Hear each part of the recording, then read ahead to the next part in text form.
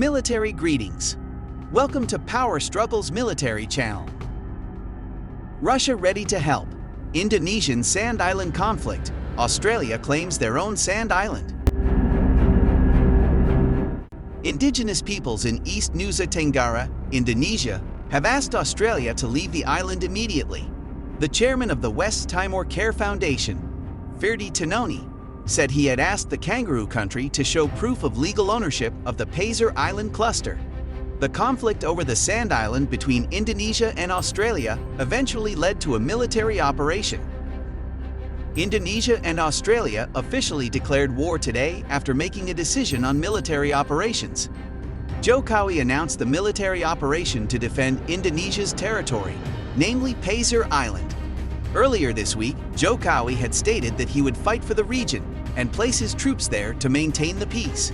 As a result of this action, the US and Australia's allied countries threatened Indonesia's move, but Jokowi did not seem to be afraid and actually went to war with Australia.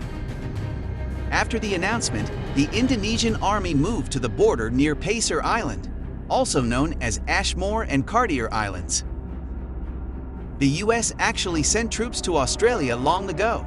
Australian Prime Minister Anthony Albanese even said that Indonesia was planning a devastating war in Asia. Evidence shows Indonesia is planning a war in Asia, and it will be the biggest one, Albanese said in an interview with the BBC on Sunday. Reads the content of a TikTok video that I found in a WhatsApp group. The author later confirmed that this was a hoax. Through the Indonesian Ministry of Foreign Affairs, Abdul Qadir Jailani has already stated that Pasir Island belongs to Australia. The statement by the Indonesian Ministry of Foreign Affairs that Pasir Island belongs to Australia sparked protests by Ferdi Tanoni, who claimed to be the mandate holder of the customary rights of the indigenous peoples of the Timor Sea, East Nusa Tenggara. Ferdi Tanoni reasoned that before being annexed by Australia, Indonesian fishermen who wanted to go to Pasir Island had to get a permit from the Kupang Regency government. He also explained that before the Europeans arrived, the people of East Nusa Tenggara had sailed for fish and sea cucumbers to the Sand Island. That is why the people of East Nusa Tenggara asked Australia to leave the island. Ferdi confirmed that he would file a lawsuit regarding Pasir Island to the Australian Commonwealth Court in Canberra, even though the Ministry of Foreign Affairs has stated that Pasir Island belongs to Australia because the area absolutely belongs to the indigenous peoples of Timor, Rote and Alor.